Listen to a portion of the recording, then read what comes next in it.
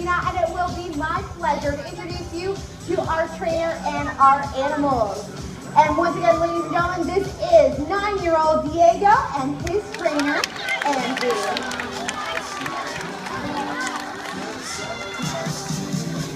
Diego has been caring for quite some time, so we try to consider him a New Yorker.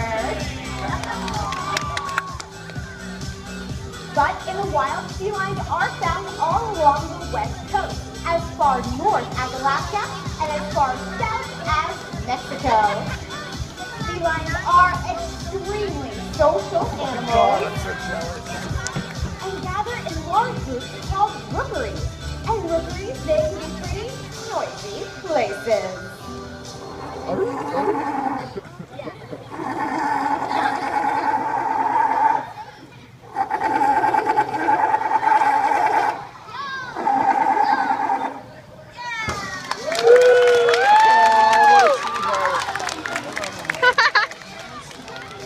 Males like Diego will vocalize to announce and defend their territory, while females will vocalize to identify their pups on a crowded beach.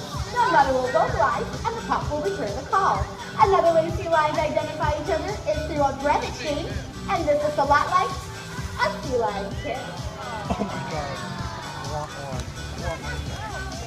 As you can see, our felines and trainers are great buddies. And this relationship was especially important during this year's visit from Hurricane Sandy. These relationships help to keep the animals safe, healthy, and very relaxed. They got lots of enrichment and all the fish they could eat. In fact, if we weren't careful, they might have gotten a little out of shape. We develop these relationships by spending a tremendous amount of time with the animals. A good trainer knows how to stimulate the animals mentally, as well as physically. And this also involves a whole lot of play. And sometimes it's hard to say who's having more fun, the animals or their trainers. Hit it!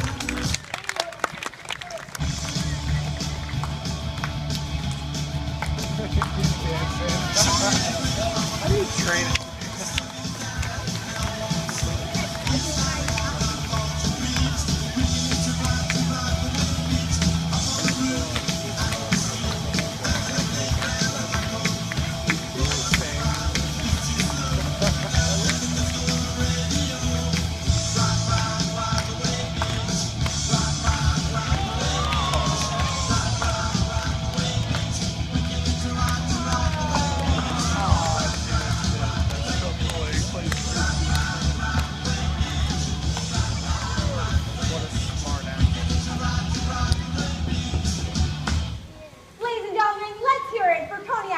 Ultimate Frisbee team.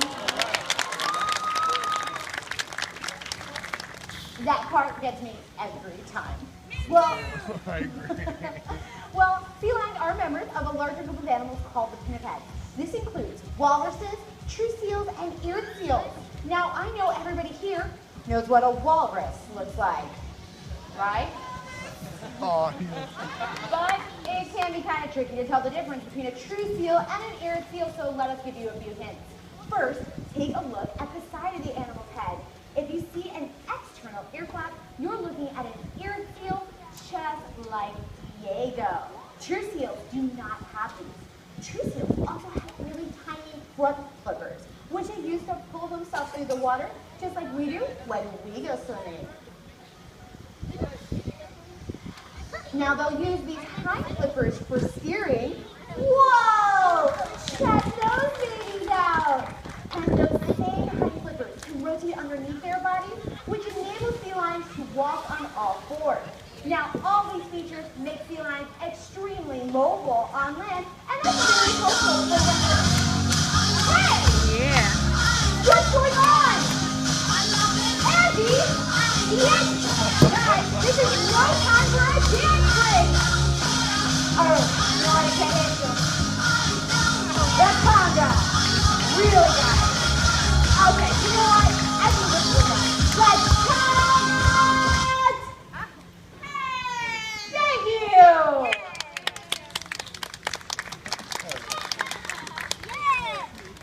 Are you guys done?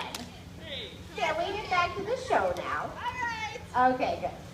Well, as I was saying, there are a lot of differences between true seals and eared seals, but they do have a lot of things in common.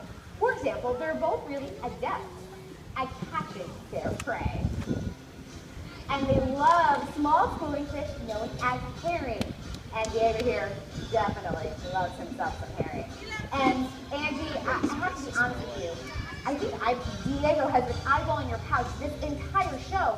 And if you're not careful, he might just help himself.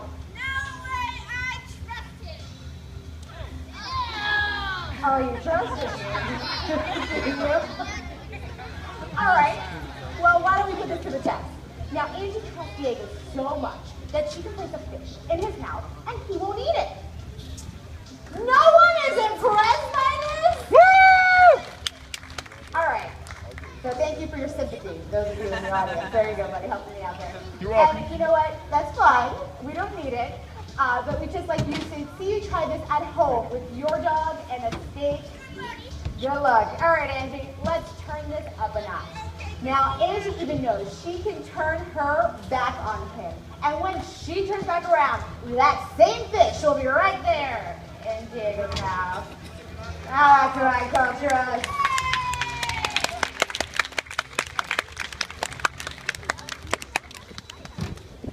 Well, Diego sure does love his fish, and in the wild, sea lions need to catch their own fish, and they're well adapted to doing so. Now, these guys are superb predators, but Also best friend. Catherine, little hunter. they don't always play the role of the hunter. Sometimes these guys are the prey, and they always have to be on the lookout for danger! Big checks. You guys see anything? Of course, there's no danger out here in the aqua theater, but in the wild, there's another predator. That proud. Stop worrying. Just waiting for the perfect moment to strike. The sea lion's primary predator is the great white shark! What a sweetie animal. Alright, very funny, you two. But this is nothing for us to be joking about. Sharks are in some serious trouble. Their numbers aren't just dropping. They are plummeting. And that... Yay. Diego, are you clapping?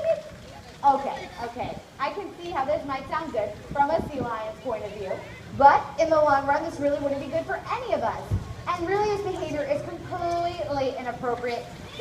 Yeah, both of you gotta take time to think about this. Self-reflection time, guys. Thank you. Self-reflection. Because this behavior is inappropriate, sharks are facing a tremendous challenge. They are facing the greatest threat they have ever faced. And this challenge, this menace,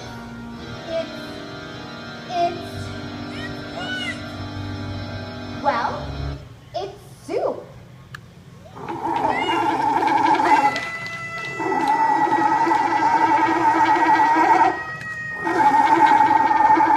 love it.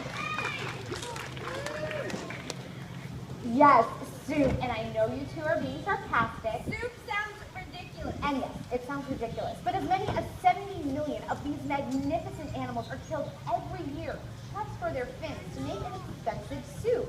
And at this rate, many species may soon die out. That's right, buddy. But we can all help to help protect sharks. All you have to do is click onto our website at wcs.org and we'll show you how. And when it comes to soup, why don't we all just stick to chicken noodles? Taking action is something we can all feel good about. The key is to remember that we each play our own specific role in the well-being of our planet. I guess it all comes down to this. Every living organism depends on other living organisms in order to survive. And we each play our own specific role. And when we protect this delicate balance, we allow our world to thrive. Ladies and gentlemen, boys and girls, that is going to wrap it up for Diego's portion of the show. But before he heads home, how about one big wave goodbye and round of applause for a job well done. What a cool guy.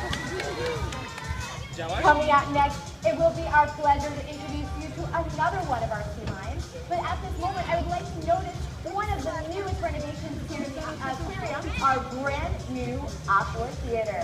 And just a little over a year ago, Superstorm Sandy came in to make some changes of her own. But just like the rest of the city, we have recovered. Over the course of the next 3 years, we will be rebuilding and enhancing all of our exhibits. And in 2016, we will be opening a brand new exhibit called Ocean Wonders that will feature sharks. But right now, I would like to introduce you to our next feline. Ladies and gentlemen, boys and girls, this is Osborne.